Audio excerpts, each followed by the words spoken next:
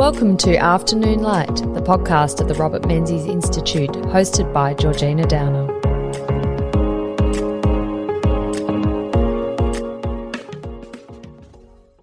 Hello, on today's episode of Afternoon Light, I am joined by Dr Michael de Percy, who is a senior lecturer in political science at the University of Canberra.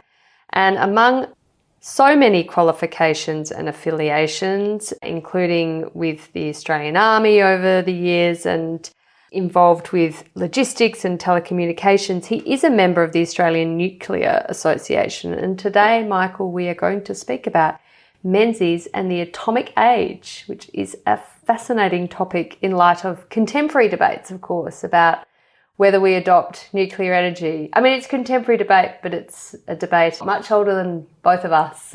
That's right. Thanks, Georgina. Great to be here. It's really fascinating, and I must say that I'm still in the early stages of my research into this particular area. But what impressed me was Menzies' involvement in a process that had actually been started before him. And it's quite interesting, in the revisionist history we've become used to, that point hasn't really been picked up. And what I'm really keen on is a rethinking of Menzies in the atomic era, because I think it's something that's been lost over time.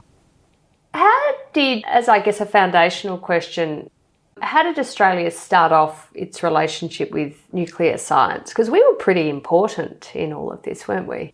Well, that's right. We weren't as important as the Americans, but there was involvement in the Manhattan Project, and a lot of this was done through Britain. But of course, we had our alliance with the United States, and it's an interesting turning point in Australian history, as we know, because of that reliance on the United States. And simply the Battle of Coral and the Battle of Midway saved us effectively, and our alliances started changing. But at the same time, we still had the involvement in the Commonwealth. And look, I think probably the main thing to understand is that the United States, after the end of the Second World War, became very jealous and protective of their technology. And they weren't willing to share that even with the UK.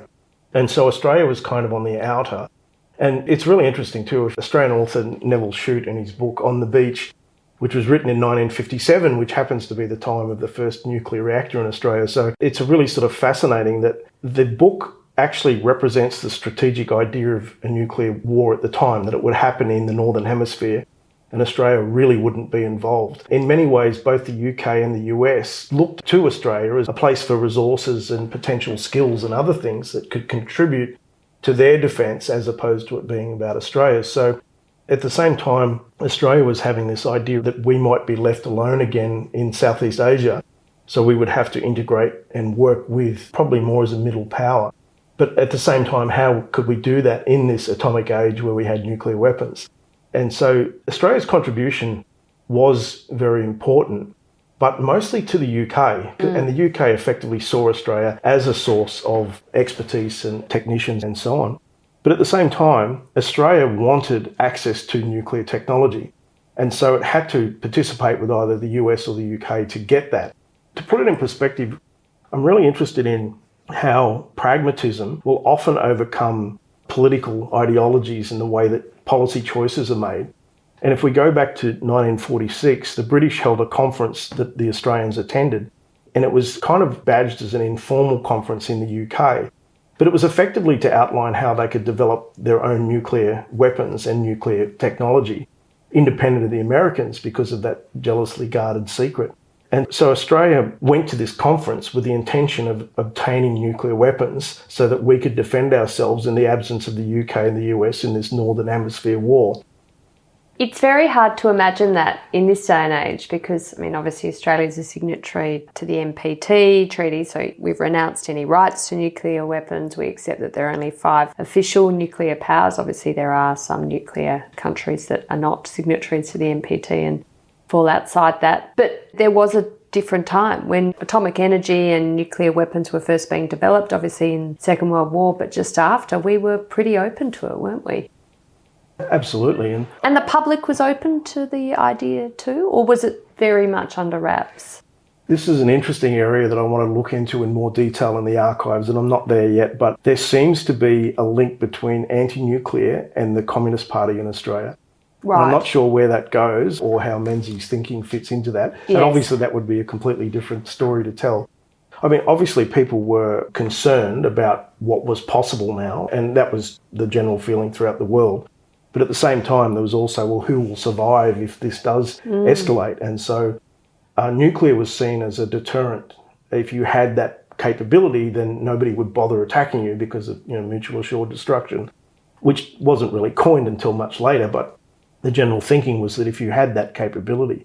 So Australia was looking at, if it couldn't get strategic capability, it would get like tactical nuclear weapons that it could potentially use in Malaya, which was a source of concern in the 40s through to the 60s. So Australia was sort of focused on getting whatever it could out of this arrangement, and very conscious that both the UK and the US were not really thinking about Australia in that particular regard in terms of their own defence. No. Robert Menzies becomes Prime Minister in 1949, so very much this era. His predecessor was Ben Chifley, and of course John Curtin, Ben Chifley's predecessor, dies just before the end of the Second World War. What was Menzies' personal attitude towards nuclear power? It's interesting that it brought out much of his personality, and the most interesting thing for me is when he opened the Lucas Heights reactor. Basically, there's two buttons, the black button to start it, and he presses the black button to start it. And then he says afterwards, and I've got the words here, I feel like a naughty boy, I feel like pushing the button. And this other button, the red button, of course, is called the scram button. Yeah. And they asked him afterwards about this button. He said, basically, it means what it says. Like, if you press this button, then scram. So it was kind of interesting that he had that approach. At the same time, he was really keen on Australia's ability to defend itself. Hence, this desire to acquire nuclear weapons was part of the package. But also, he had this idea that nuclear energy, and of course, when he was elected, we hadn't discovered our uranium reserves at that point in time.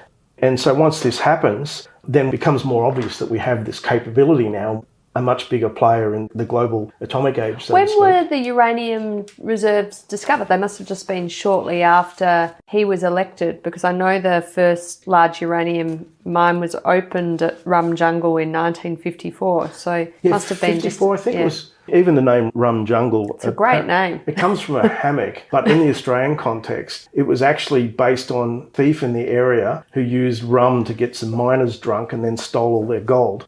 And so Rum Jungle became that. And Menzies sort of loved that name. He thought it was very funny. So another sort of humorous side of him. I understand there was a competition to find uranium in Australia, and if my memory serves me correctly, it's 1950 that it's found. So it's kind of happens in Menzies' first term. And then you're right, then we actually have that mine that Rum Jungle opens up. And that, of course, brings in the British as well. And so it makes Australia much more important than it was back in 1946 during the Chifley era. So that's what I'm saying about, this is not all about Menzies. This happens under Curtin and then Chifley and then Menzies, and it keeps going. So it was never just this one person who did all these things. Whereas that revisionist history would sort of point to Menzies as the bad guy in many ways, especially when we look at ideas of nuclear colonialism and things like that, which I think is the reason I want to rethink this whole process, because it's a very oversimplified view of that history. So he's generally supportive of nuclear energy in Australia, but it's interesting that nuclear energy doesn't really progress that much during his 16 years in office from 49 to 66. Why do you think that is? Is it clear? My understanding was he wanted Australia to develop the skills, and this is when I talk about Menzies' legacy. And again, if you look at the establishment of the Australian National University, so the bill goes through in 1946, so again, in the Chifley era, but there's this idea even then that the ANU will contribute in a large way to the atomic age, in that it'll develop the scientists and necessary skills. And I'm sorry, it's really difficult not to go all over the place here, because you've got all of these things happening all at once. We've got the move toward the Snowy Hydro scheme. Yes. And the Snowy Hydro scheme, which it links to the recent cabinet appointments by Scott Morrison, that the use of cabinet powers when it comes to defence or national security.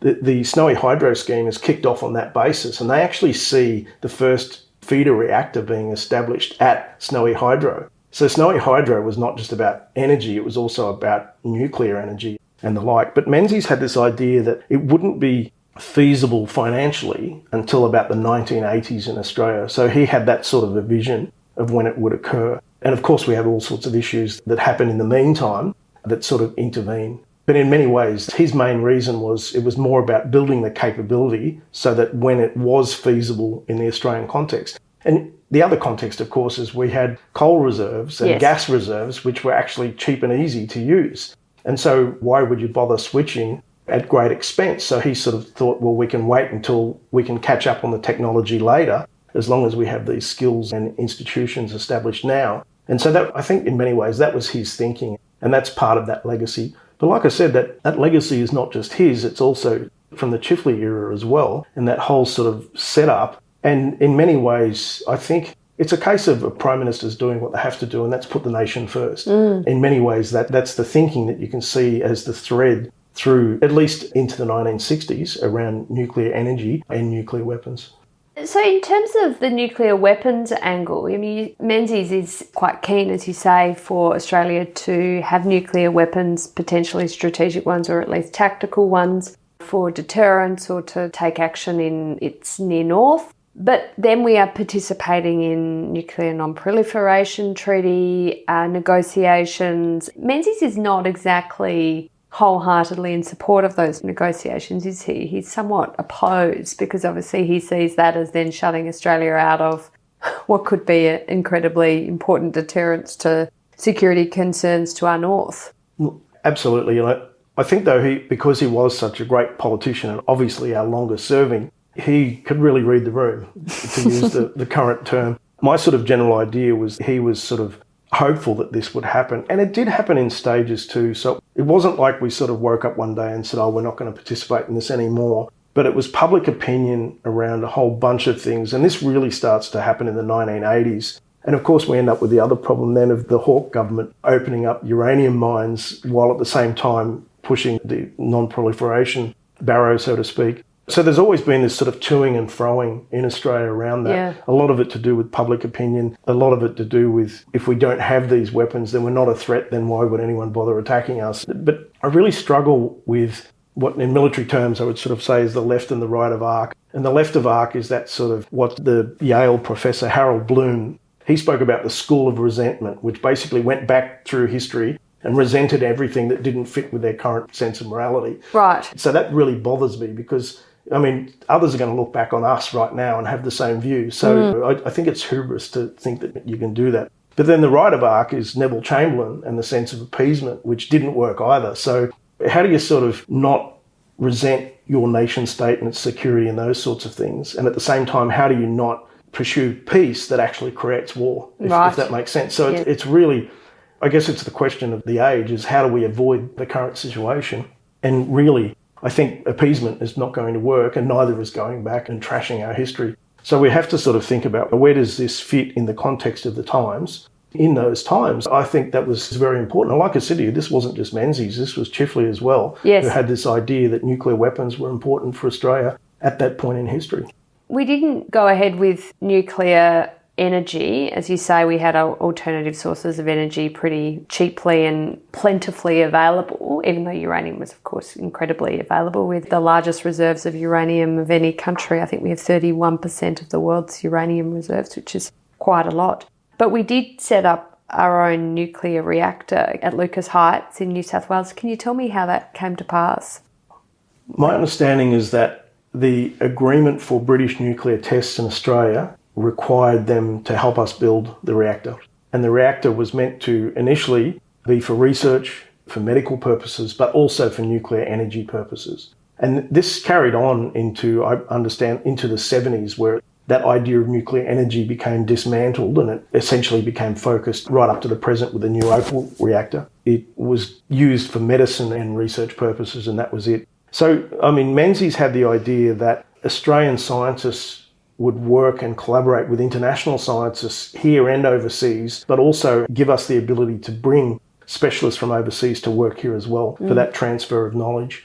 And it's really interesting, your earlier podcast with David First Roberts talks about the Colombo Plan, and that is in all this same era, that whole sort of idea of sharing and the engagement or thinking about Southeast Asia. So all of these things are sort of happening simultaneously. And as I said, the Australian National University is being established, Snowy Hydro is being established. And you have Commonwealth scholarships to absolutely. get more Australian young people into universities, to increase science training, as you say. There's sort of a sense that we need to be ready and equipped to deal with all these tricky scientific challenges. Yeah, absolutely. So I think it was in 1958 when one of the buildings, what was the Australian Atomic Energy Commission, which is now the Australian Nuclear Science and Technology Organisation. So Menzies is opening a building and gives a speech there. And he effectively says the reason we created this was not to say, look what we can do, or, why should we bother? We could just get this from overseas. But it was more about developing our own capability and our own capacity and skills. And so I think the whole sort of idea behind the reactor, and this is the trouble when you look at that revisionist idea of British tests here. I mean, these were very serious defence initiatives for everyone involved. And I'm not suggesting we should say that that's great, let's do it again. Obviously, there are all sorts of issues. But at the same time, we wouldn't have that medical capability that we do right now that saves lives on a daily basis without having had that initial reactor set up in 1957. And so with the new Opal reactor now, which is much more efficient, safer, all the rest of it, that capability is a legacy of that particular era. So without that legacy, where would we be in terms of medicine? So it's really difficult to sort of say what's good or bad, other than if we look to how we got here and what we're capable of doing now, particularly in the medical side of things. We're quite advanced globally in that field. Michael, it's interesting you keep referring to Chifley and Curtin, that Menzies wasn't the first Prime Minister to embrace the atomic age, and in fact a lot of the activities around nuclear energy and weapons and testing, they started prior to Menzies becoming Prime Minister in 1949.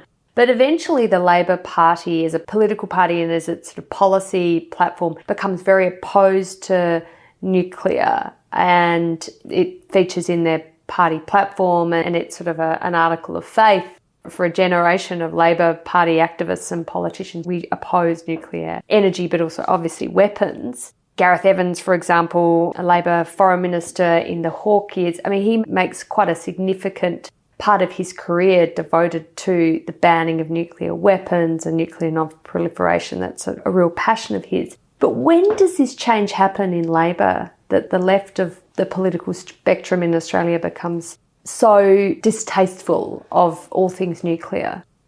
And a side of the research that I'm doing at the moment will be to look at those early origins of the anti-nuclear movement in Australia. It really starts to happen in the 60s, in the peace movement. It really starts to happen in Australia in the 70s with the sort of removing the nuclear energy side of the Lucas Heights reactor. But by the 1980s, it becomes part of that Labor platform. But the interesting thing to this day, there are people on all sides of politics. It's a bit like the monarchy, that there are Labor monarchists and there are Liberal Republicans, and it's very much the same with nuclear energy. There are some who are opposed to it because of the non-proliferation. And I've said this previously, that every tradie I talk to thinks it's a no-brainer that we should have nuclear energy, but every bureaucrat I speak to in Canberra thinks that it will only create or cause us to get into the nuclear energy and then into nuclear weapons and so on. So it's kind of like this strange balance between the practicality of it and the sort of moral imperative behind it. But not every country with nuclear power has nuclear weapons. In fact, it's completely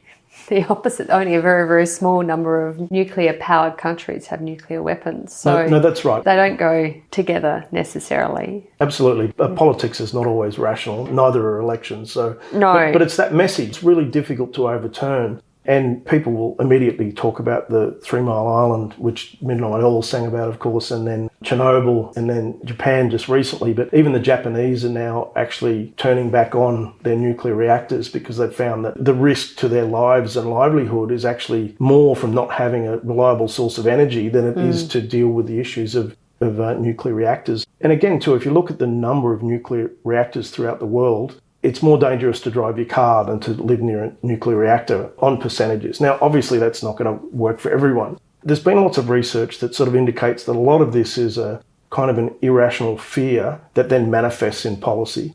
And how you overcome that is going to be difficult. But I dare say that as energy prices continue to soar, people are going to start looking for other solutions. And that's what's certainly happening in Japan. It's happened in Korea. France has done the same, and Germany, of course, is really suffering from not doing that, from not going back to nuclear. So So, Michael, you may not realise I lived in Japan in 2011 when the Fukushima nuclear reactor started to melt down because of the tsunami that had hit it after the enormous quake off the eastern coast of Japan. And that sense of terrible fear, of course, of something that was completely out of the control of humans, and even the cleverest scientists, the best engineers, the will of the US military might not have stopped the worst case scenario from happening. I mean, having lived through that, I can feel that fear that people had, and that this was entirely of man's creation. I mean, a natural disaster wasn't, but this nuclear power plant had been created and it needed certain conditions for it to be stable. But if those conditions were not met, then it would be out of man's control and could have catastrophic consequences. And not just in the immediate period, but for thousands of years. That's the other thing I think that people worry about, that if the land's contaminated or the water's contaminated, you might not ever be able to remediate it. And in fact, there's a whole area around Fukushima that is just abandoned because it is just so polluted with the radioactive elements. I mean, I'm not scaremongering, but having experienced that, I can see why there are a lot of concerns. And in Japan, the nuclear industry, up until Fukushima, they very much pushed the nuclear safety myth. It's 100% safe, don't worry about it, nothing to see here, guys. They paid off depressed rural communities in order to convince them to accept a nuclear power plant in their community. And there were, of course, benefits to the community. But of course, when the worst case did happen, and it didn't totally at Fukushima, it was pretty bad, but at least it didn't completely melt down and blow. You're left with villages that will never ever be inhabited again. So it's a wicked problem, like all these big decisions, isn't it? Absolutely. And it's interesting too that in one of his speeches, Menzies said words to the effect of, it's probably a good thing that politicians don't know everything about this. I'll leave that to the scientists. Oh, right. But there were politicians in Australia, not just federal politicians, but state politicians who were very passionate about having nuclear energy in their patch. I know South Australian Premier Thomas Playford in 1952, he was advocating for a nuclear power station in the Spencer Gulf, and I think he even announced that there would be one between Whyalla and Port Augusta. There was a site established, but it was never constructed, of course. And then Charles Court in Western Australia in the 70s, he announced plans for a nuclear power reactor near Perth. So there were these premiers who were very aspirational about having nuclear power in their state, less so these days. Well, so it's been banned, so a bit more difficult.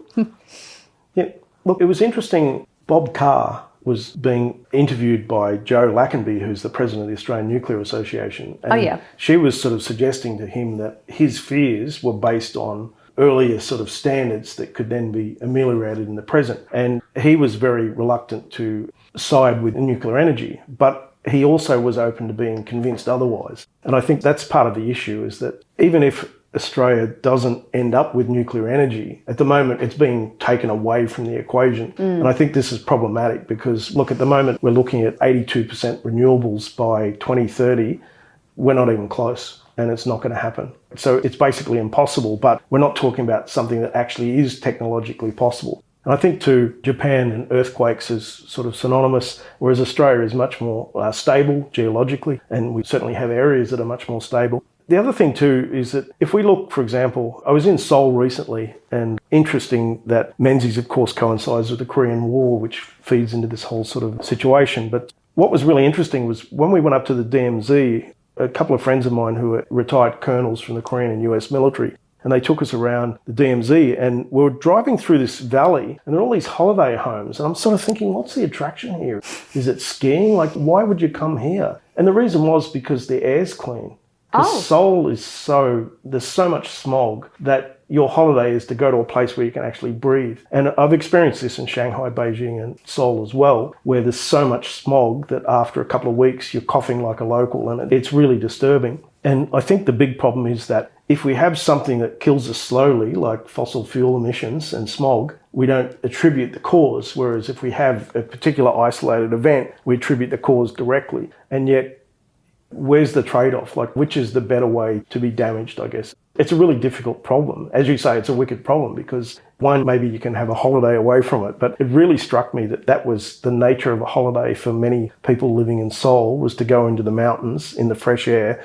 Well, you can't even imagine that in Australia. So you can imagine that for the Koreans, nuclear energy takes away a lot of that problem for them.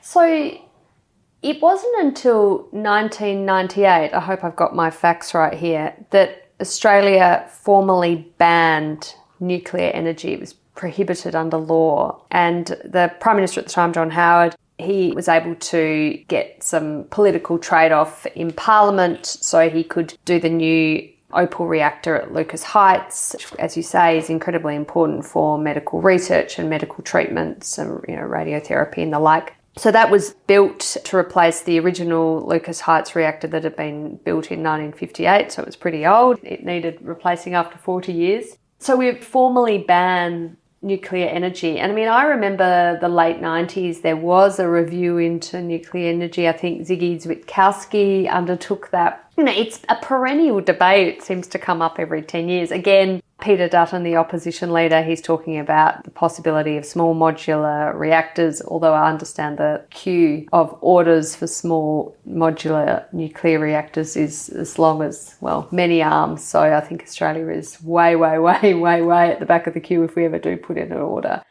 I mean, the fact that we have formally banned it, politically, how difficult is it to overturn that? And is the Australian public even got an appetite for it? That's the interesting thing. There's been a lot of studies, and I dare say that the people in favour of nuclear energy will increase as power bills increase, and we're starting to sort of see that move already. If we go back to 1998, the trade-off was important because we needed a nuclear reactor, and I urge anyone who gets the opportunity to go to Lucas Heights and visit the Opal reactor. You can visit it? Yeah, it's fantastic. Right. It's fantastic. I mean, obviously you don't go into the reactor part, but you get a sort of sense of the history, and they tell you about what they had to do in the old reactor compared to what they do now, and how much more efficient it is and much more productive in terms of the medical sort of products and so forth. But I guess the thing is that in 1998, we weren't really thinking about climate to the degree that we are now. It wasn't a political issue in the way that it is now. The environment, sure, was an issue, but it wasn't about air quality and things like that. So I think given those times, that was probably a smart decision, because if we didn't have that reactor, we'd have people who wouldn't be getting medical care, life-saving medical care that they can otherwise get. So in the context of 1998, that was a pretty smart trade-off. And again, John Howard was very much the pragmatist. It was more about what's the outcome that we're seeking, and he would often go against the party platform in order to achieve a particular outcome. And I think that's another example of him being very pragmatic. So I think the good thing is it's not enshrined in the Constitution, so it can be overturned through legislation, it can be revised. And I think the main thing is we need that appetite for that to occur. The small modular reactors, a lot of the change is to do with the construction, because the amount of concrete that's necessary for a traditional reactor is enormous, and it has to be perfect. And whereas now they have these, it's almost like prefabricated cement bricks that are held together with this metal sort of brace. It's really sort of fascinating yet deceptively simple process. So, and the idea of the SMRs, they can be co-located, so you can start with one and then put another next to it and keep adding on. And the Canadians are doing this in a very big way. And again, what's interesting is that the Canadians were involved with the US because they had uranium during the 40s, so they were very much partnered with the United States, and of course the proximity helped. Canada has never really had that issue around nuclear energy. There was some thinking that they would decommission them, and then it was sort of revamped with the new small modular reactors. So I think Canada's a really good example, I think, of a country that has similar issues around either side of politics, but is getting on with the job and is using nuclear energy as one of their mainstays, I guess. What I find interesting about Canada is that when the British in the 50s were wanting to conduct nuclear tests, they looked at Canada as well as Australia, and the Canadian government, I understand at the time, decided that the risk to the Arctic environment was too great and that they would not want the nuclear test conducted on their territory. Australia did agree, and there was, of course, thinking around, well, if we agree, then we might get a piece of the nuclear weapons pie, and that will be beneficial for our strategic posture and environment.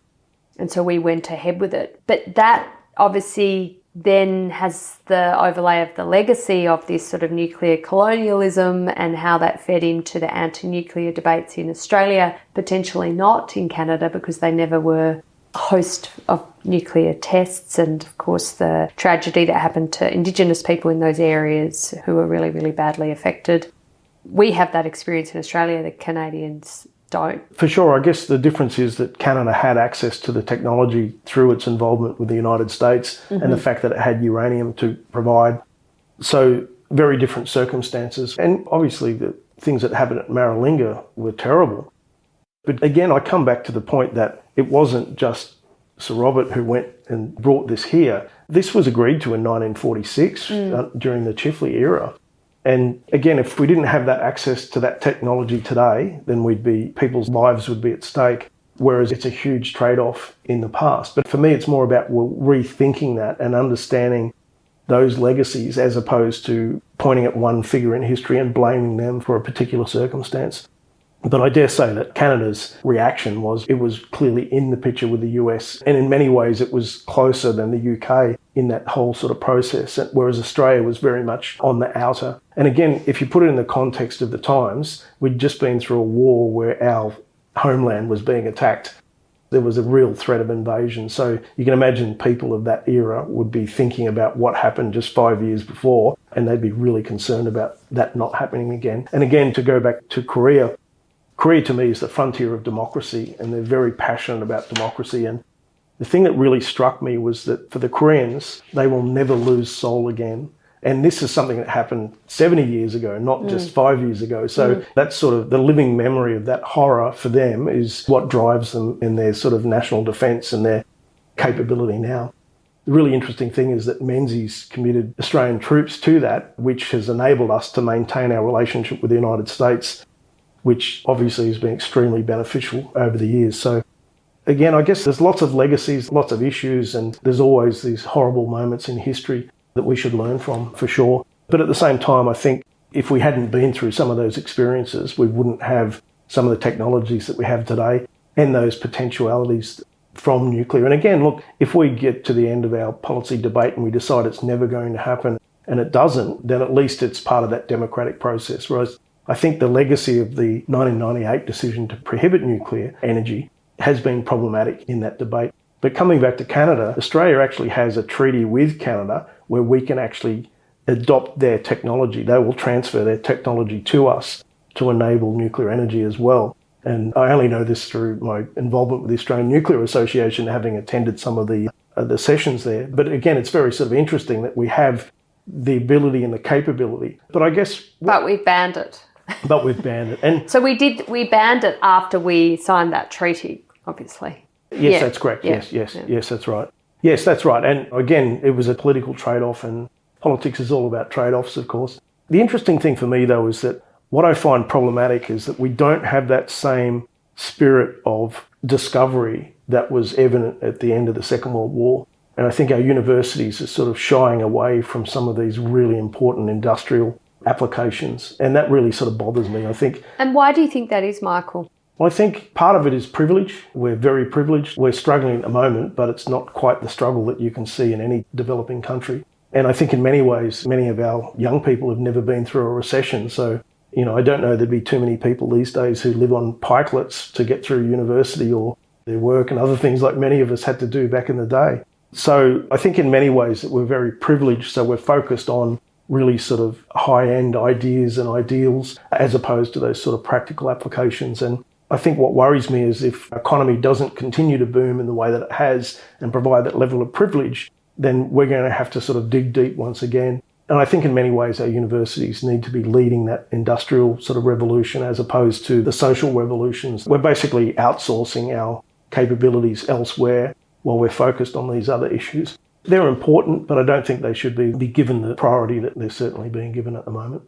The game changer, though, surely is the AUKUS agreement with the United States. And when you were talking about the legacy of the Korean War, it did remind me that, of course, the ANZUS alliance with the United States is a legacy of the Korean War. And Percy Spender, the External Affairs Minister at the time in 1950, suggested to Menzies that if Australia did commit some troops to the Korean War effort, that may be an incentive for the United States to sign the ANZUS alliance. And of course, Australia then signed the soft peace treaty with Japan too, which the United States had wanted Australia to do, and the deal was done. But once again, we've got an agreement that is a technology sharing agreement in AUKUS. But of course, the key feature of that is the acquisition of nuclear submarines from US or UK technology. And again, we are left with this capability gap because we don't have nuclear submarines. We have the Opal reactor, of course, but don't really have a nuclear industry. So who are these scientists who are probably in nappies at the moment? How are they going to get the training and have the capability to work on these nuclear submarines or the associated industries that will feed into it? Do we have a plan to train them, to bring in experts, to create that ecosystem? And do we need to revisit nuclear energy, not just for our energy security needs, but also for the purposes of supporting this whole sector if we are to be serious about the deterrent effect of these nuclear submarines? Absolutely. And if we look at the submarine commanders, not only do you have to be a sailor, but you also, or a submariner, but you also have to have a PhD in nuclear physics. So not just scientists, but scientists who are also capable of fighting a war. I mean, these skills are just incredibly well above what we've ever seen here. Yeah. And it bothers me that we weren't thinking about that before. It's like we just dropped the ball and all of a sudden we've woken up and found ourselves in another century and we're sort of scrambling. And I don't even think we're scrambling enough. But again, this is where that sort of Menzies era was all about developing those capabilities with a thought about a future situation, whereas we sort of seem to have been asleep at the wheel for quite some time. I think it's great that we have this. And again, we couldn't have this unless we had ANZUS. And I think too, it really struck me when we were in Korea, we went up to Kapyong. I wanted to visit where the Battle of Kapyong Memorial is and see the terrain. And it was really interesting. The Australians used... And maybe we should just say that is one of the most incredible battles that Australian troops have been in. And I know some people say it's even more important and more amazing than Gallipoli. I think the Australian troops are outnumbered by the Chinese troops, sort of 1 to 10. And they prevailed. So. Absolutely. Well, look, they were well supported by close air support and artillery. There was a troop of US tanks. The Canadians were on the other hill. But yeah, look, Australia definitely played its part. But when we went there, there's a Commonwealth Memorial, and I was with my two mates and my partner's going to take the photo for us. And as she goes to take the photo, this woman on the other side of the street yells out, "I'll take the photo." And she puts her bags of groceries down, runs across the street, gets us all together and takes the photo, then bows and says, "Thank you for your service," and then goes back. I was like, I couldn't believe it. And I went to an Asia Society event where a Korean general came up to me and said, "I'd just like to say thank you for the 340 Australians who gave their lives." And he pointed out the window and said, "So we could create this." And it's an incredible city. And it just struck me that we don't even remember this. How many Australians know how many Australians died in Korea? And it really sort of struck me that the importance of our involvement in these things, and it's tragic that people lost their lives and it's really tragic for the families and so on, but if they hadn't have given that sacrifice, we wouldn't be where we are now. We wouldn't have these privileges and so forth. But it really sort of strikes you when you go to somewhere like Korea where they're technically still at war. But the people... It's a truce, not a peace. Absolutely. Yeah. But the respect they have for Australians was just, it really blew me away.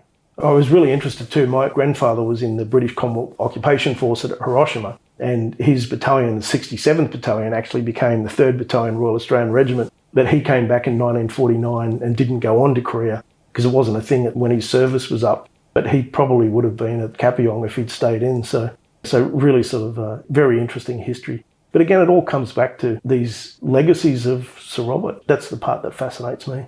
Yes, well, on that note, Michael, I'd like to thank you for this discussion on Menzies and the atomic age. It's absolutely fascinating, very important, not just so that we understand our history, but for current debates, because we've had these debates before and we are the recipients of the legacy of the decisions that were made in decades past, and we need to deal with that for better or worse. And well, let's hope that the wisdom of our leaders and representatives and the bureaucrats involved too prevails over whatever decisions are made in the future about nuclear energy. So thank you very much, Michael. Thank you.